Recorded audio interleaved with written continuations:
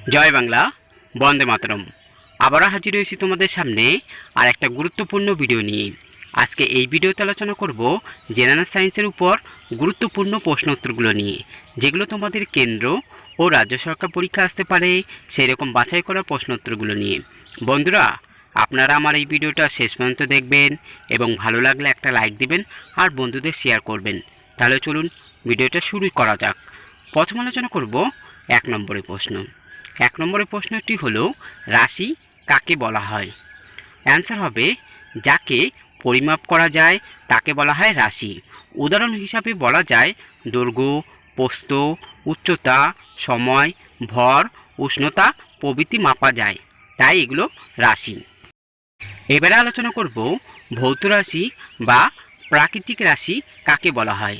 সঠিক উত্তরটি হবে, পরিমাপযোগ্য যে কোনো প্রাকৃতিক বিষয়কেই ভৌত রাশি বা প্রাকৃতিক রাশি বলা হয়।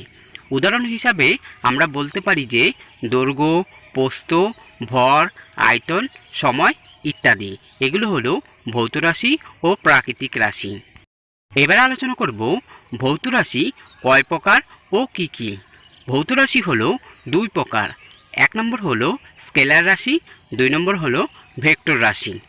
এবার আমরা জানব স্কেলার রাশি কাকে বলা হয়।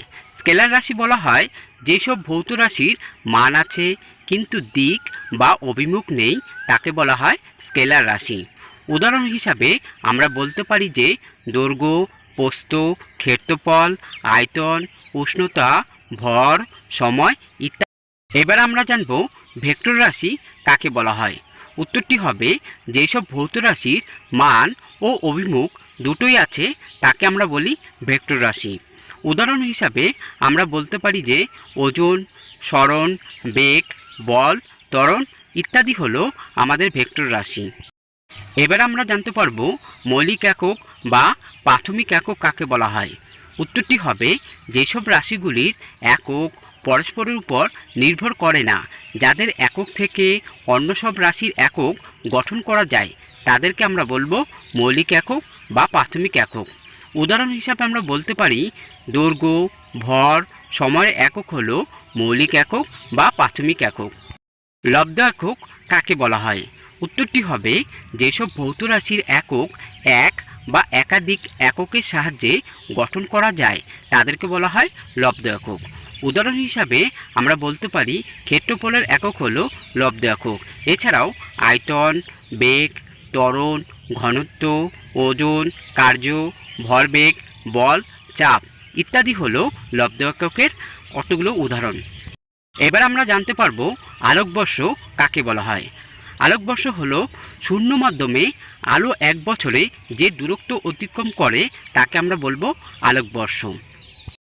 এবার আমরা জানতে পারবো আরেকটা গুরুত্বপূর্ণ প্রশ্ন, 1 আলোকবর্ষ সমান সমান কত বছরে হয়।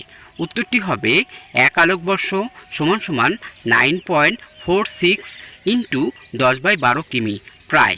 আলোকবর্ষ হলো দৈর্ঘ্যের একক, তাই এটি একটি মূল একক।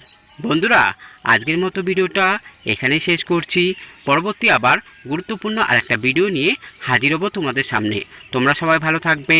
জয় বাংলা, বন্দে মাতরম। নমস্কার।